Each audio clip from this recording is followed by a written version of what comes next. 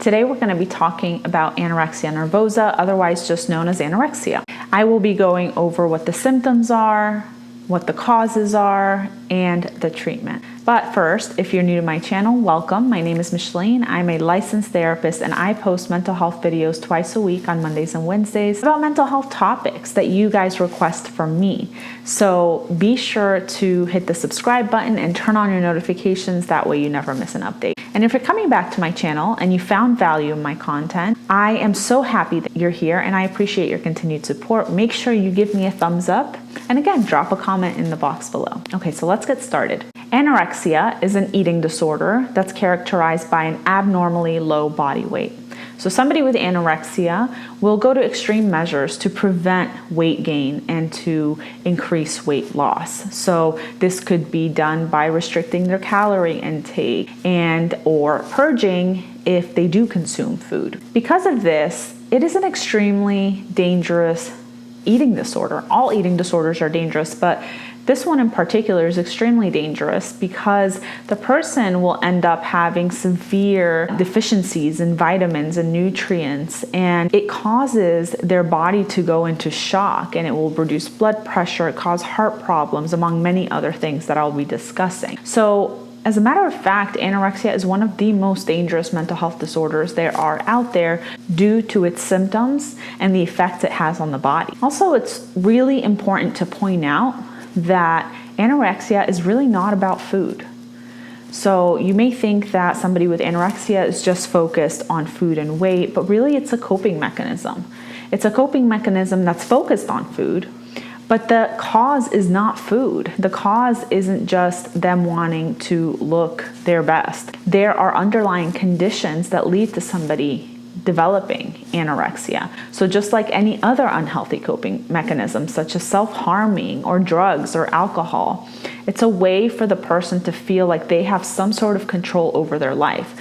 So again, most eating disorders are about control more than they are about food. So we'll talk about the treatments later in this video, but most of the time we're trying to find what that underlying cause is and helping the person deal with it. So anorexia has two subtypes. There is the restrictive subtype and the binge and purge subtype.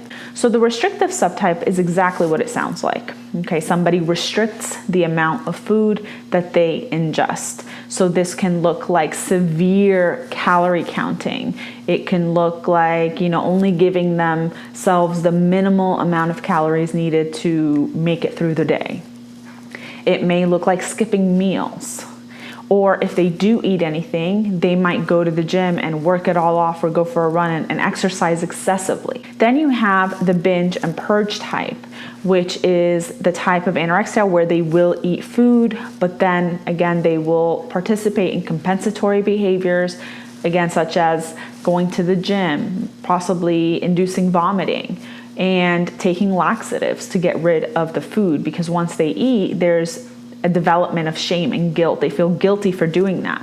So then they take whatever means necessary to get rid of the food. So you might be asking yourself, what's the difference between the binge and purge type and bulimia? Well, here's the difference. Somebody with anorexia doesn't see that there's a problem. They don't see themselves as underweight. Where somebody with bulimia, first of all, they will have, most of the time, they'll have a normal body weight and they might even be overweight. So there's no concern about that low body weight. Whereas someone with anorexia is low in their body weight based on their developmental age and their height and where they should be. They're usually underneath that.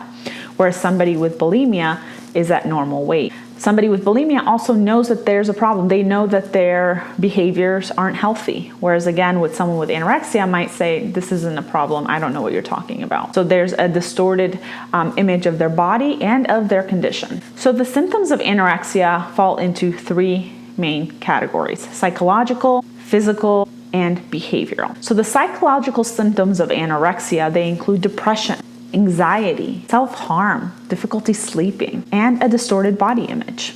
The physical symptoms of anorexia, so these are the result of what happens to our body because of anorexia, can include things like an abnormally low body weight, so they may be extremely thin, hair falling out and thinning out, maybe even some bald spots on the head. Nails are brittle and weak, the skin turns yellow. You might develop fuzz all over your body because your body needs to find ways to keep itself warm since you don't have enough fat on your body. Low blood pressure, which is extremely dangerous. Abnormal heart rhythm. Gastrointestinal issues. Those are just some of the physical symptoms that result from anorexia. The behavioral symptoms. So these are the things that you as a person can see in another person and may say to yourself, I wonder if that person has an eating disorder. And so it could be somebody who is constantly skipping meals, somebody who places a huge emphasis on counting calories, on making sure that they are in full control over what's on their plate and what they put in their body.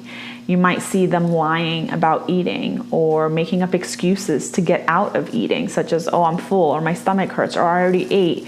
But maybe if you live with them or if you've been around them long enough, you know that this is a pattern. This isn't just a one-time thing. This isn't something that, just happened once. It's something that's continuous. It's ongoing. You notice this about them all the time.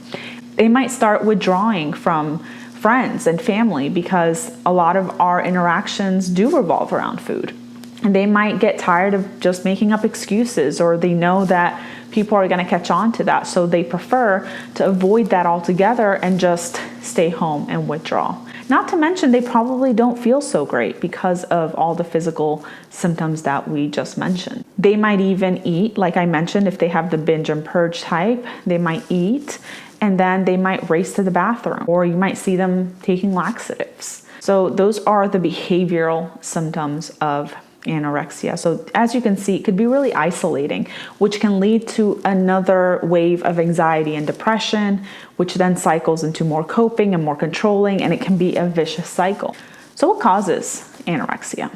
It's a great question. And as any other mental health condition, we don't have one answer. It's usually a combination of things. It's usually a combination of environmental factors, any traumas that might have happened, genetics. There is some research that shows that people who have obsessive compulsive disorder tend to be at higher risk for developing an eating disorder. So that might be part of the genetic factors that are involved. Most of the time we see trauma. So maybe there's a lack of control growing up. And again, we talked about anorexia being a control issue rather than really just a food-based disorder.